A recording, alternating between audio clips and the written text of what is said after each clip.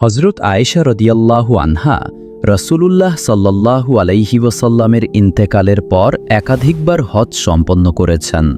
ইতিহাসবিদদের বিবরণ থেকে জানা যায় তিনি অন্তত 3 বার হজ করেছেন। প্রথম হজটি তিনি করেন হজরত আবু বকর রদিয়াল্লাহু আনহুর খিলাফতের সময়। এটি ছিল তার খিলাফতের একমাত্র হজ 12 হিজরি। এই হজে আয়েশা রদিয়াল্লাহু আনহা তার ভাই আব্দুর রহমান ইবনু আবি বকর রদিয়াল্লাহু আনহুর সঙ্গে ছিলেন। দ্বিতীয়বার তিনি হজ করেন হজরত ওমর রদিয়াল্লাহু আনহুর খিলাফতের সময়। ওমর রদিয়াল্লাহু আনহু সাহাবিদের হজের কাফেলাকে অত্যন্ত সুশৃঙ্খলভাবে সংগঠিত করতেন।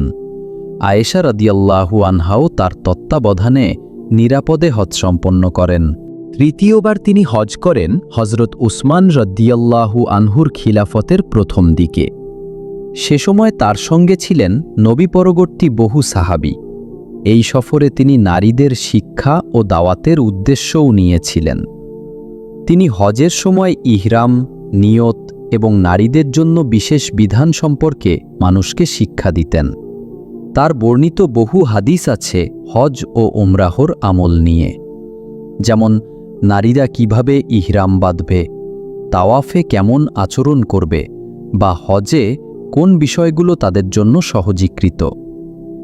আয়েশা রাদিয়াল্লাহু আনহার হজের এই অভিজ্ঞতাগুলো মুসলিম নারীদের জন্য এক মূল্যবান দৃষ্টান্ত হয়ে আছে।